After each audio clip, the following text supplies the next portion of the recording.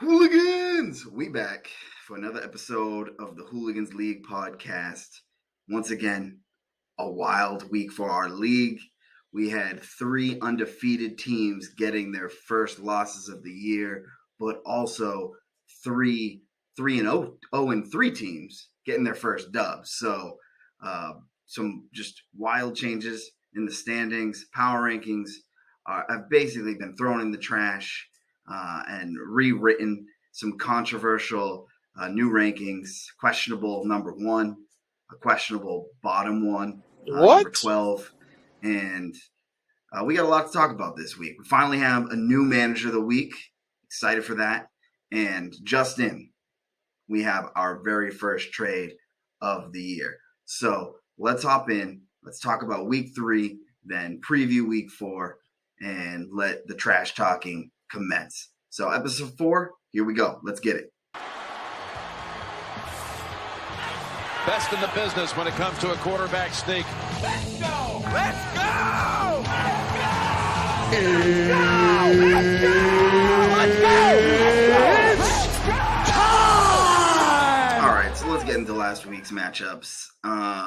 While the games were pretty good, the scoring was pretty bad. We actually averaged less than we did in that terrible week 1. We only averaged 120 points per team.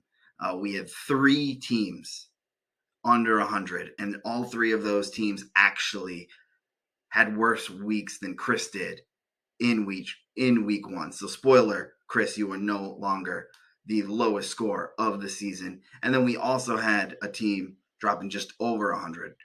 So pretty low scoring all around. We had a lot of no-namers, no rostered guys, unrostered guys scoring big weeks. But that's expected from time to time in fantasy football. For winners and losers, I took out Dan. It was pretty close at first, but then he lost David Montgomery in the first quarter, and then Tua got the cave-in-y wobbles pretty early on in that game and really wasn't able to throw much after that. Then we had Gary the Glove joining me in getting our first wins of the week over James. James put up a big stinker. Definitely not his best week, but fortunately he already had 2 wins before that. Then we had Chris also getting his first dub. Now, barely by a small margin, this was the lowest scoring matchup for the week. This is definitely the lowest scoring winning team of the season. But you got to do what you got to do to get a dub, which leaves Dickey still defeated at 0-3. Then we have Dan just getting another win per usual and putting a beat down on, giving Rick his first loss, only scoring 83 points. Just a epic collapse. But when you're on top, you tend to have your down weeks and you survive them pretty easy. Then we have Berkey. Berkey's just a juggernaut right now, jumping up to second place in the league with another big dub over Caveny, giving Caveny his first loss. And then Chow stealing another dub, his second win of the season over Joe B. So a really eventful week. This has switched up the standings and ultimately the power rankings, but we'll get into that a little later. Weekly prizes. I think it's pretty obvious. Berkey, another team of the week, back-to-back team of the week. That's another $20 coming to you very shortly. But then we have Caveny earning his first cash prize of the season, getting $10 for being the number 1 loser. So congrats to you two. And congrats to everyone else who's a survivor or remaining survivor. Rick, sorry, bud. Big tree fall hard, right? You were in first place, and now you're out of contention for the survivor pool, being the lowest scorer across the league, not even out of the remaining survivors. So sorry, bud. Can't say I'm wasn't excited to see you fall because you're definitely a threat long term for the season. Big tree fall hard, right? Then for our just recap of the year so far, Dan, being the only 3-0 member of the league, is in first for the number 1 seed, but Andy is in first for most points. Then we got 9 remaining survivors. So if you're still in, keep making sure you're adjusting your lineups accordingly. You don't want to be the next one out. And also now Andy has the top 2 best weeks. Not that it matters, but he's really only competing with himself right now. And then for most points against, we have Caveney up at the top. But all of these are close races. Still a lot of time to go. Andy is sweeping away with money. He's already made $40 back. Rick's got 20, and now we have me, Dan, Silverman, and Caveney making $10 of our buy-in back. And Rick, sorry, but you are officially the owner of the worst week of the year. So now, I mentioned this before, we have a new manager of the week. And this time it's not me. But I do think it was a clear winner. And I even tried to warn this manager by making him an honorable mention last week. He just ignored it. And I think it costed him a win. And it also costed him a lot of pride because we're talking about little Deb. We're talking about Dick. 0-3 Dick. Now, Dick was in that matchup with Chris where he only needed 101 points to win. And last week I called him out for his roster management. He had 2 kickers for two Kansas City kickers, protecting Butker with his backup, and 3 San Francisco 49er running backs. Now I can understand wanting to have the top 2 on those teams for their positions, but he just doesn't have the depth to replace his team. And if you look, if he would have been more strategic, he probably could have saved the win and would have saved himself from an 0-3 start. He only lost by 4.5 points, less than that. And he got 1.2 from Doolin and 2 points from his second kicker on his team. Now, his kicker is literally not an NFL kicker. He's a backup. He could have went to any other kicker, but he took a backup kicker, not a starting kicker. He got 2 points. There were several kickers available he could have taken that actually start and have earned their job for reasons besides health that would have gotten him the dub. Also, not quite sure why he's stuck with Doolin. I know he had a pretty good game last week, or in week 2 with Pittman out, but Pittman's back. Pierce was back. Doolin is the third string, arguably the third string wide receiver for the Colts. And let's not forget, the Colts have not had a good passing offense. Matt Ryan has been trash. So you could have went for any other wide receiver 2 or a wide receiver 3 in a high-powered offense, but instead you just rolled Ashland. You just kept going. And he basically goose-egged it for you. If you change either of those, if you add any more depth to your roster, you're not 3-0. So you can look at on the bright side, like you're very close to being 1-2, but you're not. You're 0-3. And that is why you are the dumbass manager of the week this week. We do have one honorable mention, and that honorable mention is Chow. And this is going to be our first genius manager of the week. I didn't think it was going to be a significant move for him, but 2 weeks ago he picked up Greg Dortch. And not only did he pick him up, but he played him. And that helped him secure some extra points that are much needed, especially in the standings. And did he move away? No, he just kept letting him ride. And Greg Dortch has been performing for him 2 straight weeks. And who knows, he might turn into a great waiver wire pickup. Not even waiver wire. He picked him up as a free agent. So kudos to Chow. I think he's racked in 26, 27 points over the past 2 weeks by picking up Greg Dortch and starting him back-to-back weeks. That's how you use free agency, Dick. Take some notes from Chow. You'd have an extra win. Speaking of Dickie's hurt ego, let's talk injured players. Still a number of people from previous injuries on the board, but overall, not a lot of new injuries going into the week. Just Jacoby Myers, the only one notable. I don't even know if he's started for Dan yet, but he was looking startable pre-injury, and his absence definitely led to a big game for Devontae Parker. But we did have a number of injuries in game. David Montgomery out in the first quarter. Tua kind of got a concussion, but now they're saying it's a back. I don't know exactly what's going on there. I know the NFLPA was investigating it. I haven't looked into it, but that definitely hurt his day. Dalvin Cook re-injuring his shoulder. DeAndre Swift re-injuring his ankle and maybe his shoulder as well. He's banged up. They're saying he may sit for the next 2 weeks. And then Rattler, man, I feel for you. Another quarterback down. That's week 1, Dak Prescott. Week 2, Trey Lance. Week 3, Mac Jones. So another quarterback down. It just so happens to be the same team, but I got your back, and you know that. So a number of injuries, specifically around the running backs. But unfortunately, a lot of those running back handcuffs, actually all of them, were already on someone else's team. So really couldn't even lead to some crazy transactions on the waiver wire. But still, we got to get into it. Here comes the money. Here we go. Money talk. Here comes the money. My favorite part. Bad dollar. All right, so not too much action, but there definitely was some money spent. We had Rick dropping 22 on Njoku. I bought Hoyer for 11. Then we have, this is some small font here, Deb getting Devontae Parker for 6. And then I paid for McKinnon. And that's it. Just 4 fab dollar transactions.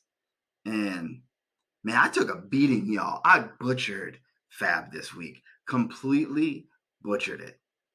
We had one great transaction. Rick got Njoku for 22. I threw in a request for 21. Just beat me to it. I believe there was some other offers in there as well. And then the next 3 are just straight misses. Could have got Hoyer for free. Nick could have got Parker for free. And I could have got McKinnon for free. So I wasted a lot of money this week. So the laugh is on me.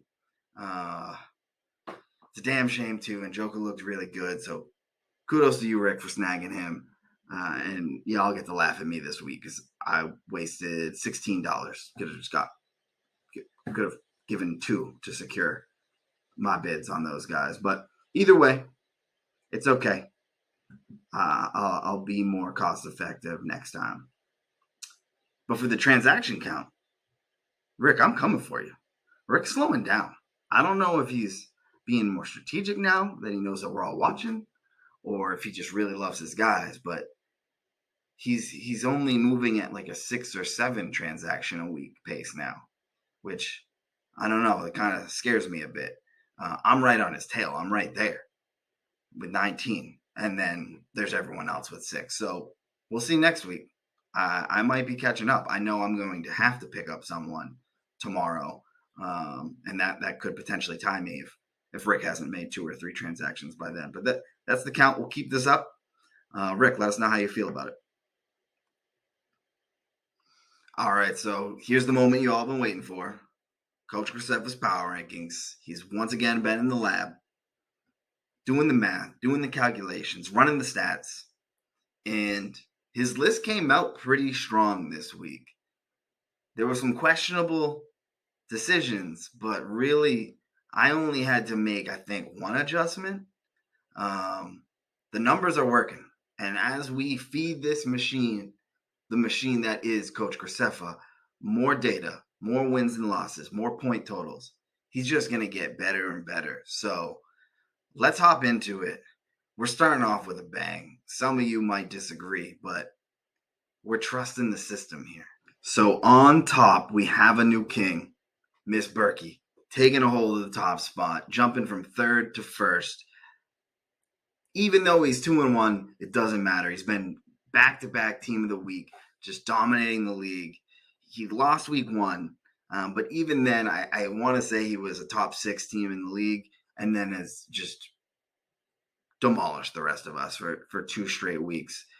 So sorry, Dan, you're still at 2. 3-0, number one in the standings with 2 in the power rankings. But who knows? We'll see this week. You have Madison, and if he has a big week this week, or if come to find out Cook might be out for a little bit, I could easily see you jumping to the top where maybe you've deserved to be this entire time.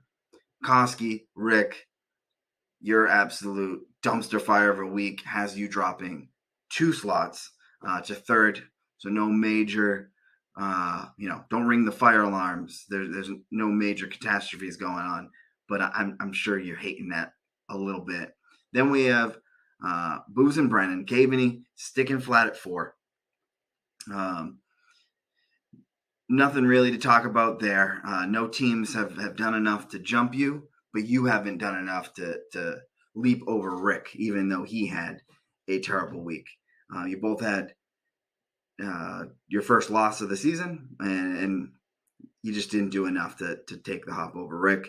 Then we have new people at the bottom of the playoffs. So our 5 and 6 spaces, Lent, I'm back up there, jumping 3 slots after falling 4 last week.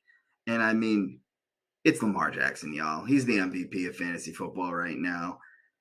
Second highest score of the week this week, and then third highest last week for my team. Lamar's been the number 1 player in both weeks, giving me my first win of the season, jumping me back up to 5th, and then Chow jumping right back up to 6th. So me and Chow have been up and down a bit. He jumped up 4 slots. Really, standings help him.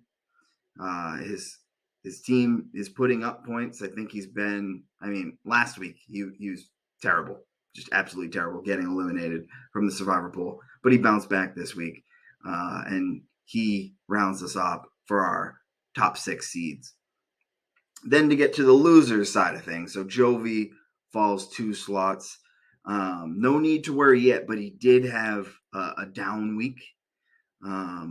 He has more points than anyone else in the bottom 6, or almost everyone else in the bottom 6. But he still has a strong roster besides his quarterbacks. We've talked about that before. Then Dan Silverman drops down a spot on the rankings. Injuries just really got to his team this week. If that doesn't happen, he has more points. He maybe is ahead of Jovi. And then we had James falling 3 spots out of playoff contention to the number 9 spot. And it really just looks like he has too much volatility on his roster. You look at some of his guys, they're just hard to predict. And this past week, he didn't crack 100 because of it. Still 2-1. He's the lowest ranked 2-1 or better team. So he's ahead of many of us in the standings, but when it comes to the outlook of the season, had to give him some points down, and he's kind of in the middle of the pack of the teams fighting to get into the playoffs. Then we had Chris, and this is where things start to get tricky. This is where I really had to put the pressure on Graceffa and question if this is the right way to go. Because I'm not sure how you all are going to feel about these bottom 3 teams. But this is where we are. Chris is number 10. That actually means he bumped up a spot, even though he only had 101 points. He got a win. He got his first win, as we talked about before, but his competition only scored 95. He has the lowest amount of points in the league, yet we still keep him at 3rd because his roster on paper is good. So he is 3rd to last because there's still belief in his roster. They just haven't been performing. Now, if this goes on for much longer, we're going to have to kind of start to ignore those fantasy analyzer rankings a bit for him because at the end of the day, if they're not performing, they're not performing. Then in 2nd to last, we have Gary. We have Radler. Now, this one was a tough one because Radler, when these rankings were made, didn't even have a starting quarterback this week. He did get his first win, and he put up a decent amount of points over Chris this week. but because of the current state of his roster, we couldn't put him above Chris, but we also couldn't put him below Dickey. Like I said last week, I bumped myself down 3 slots because I didn't have a win. I can't put Rattler below Dick. You got to get a win. I can't even go into Dick's roster too much. He finally had made it to closer to the middle of the pack last week, had him at 9, but another loss in an avoidable one. He's at the bottom. And there's honestly too many gaps on his roster to talk about. He just needs to be better. And I hope he can come out of his hole and explain himself soon. So these are the power rankings. Take them up with Graceffa if you have any issues. But as you know, they change drastically from week to week. So manage your teams well, and you'll bump up. And before we wrap this up, definitely need to talk about this first trade of the season between me and Rattler, who is in desperate need of quarterback play. He's going against Dickey this week and had 0 starting quarterbacks available. I know people were trying to snag one of his RB1s from him in exchange for a quarterback, but we were able to pull out a deal. 2 immediate starters for Dak Prescott, who will be back week 6, week 7, not really sure yet. But we're not going to dive into this too much. Just had to mention it because it just went down. And to close us out, I got our matchups of the week. 2 games I want to highlight. One at the top of the standings, one at the bottom. For the first, we got 3-0, Mr. Wings Wang, Dan Santola first. The Masturbator, 2-1 Chow. Big game there. Whoever wins that is going to be set up very nicely as we enter the second third of the season. Then at the bottom of the standings, we have a big matchup, 10 versus 12, Rattler versus Dick. Huge implications there.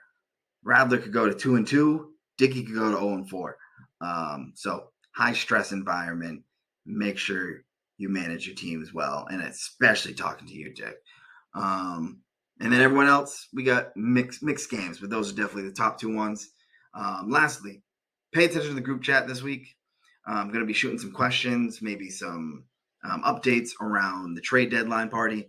We're split pretty much 50-50 between people who can do 1 night versus 2.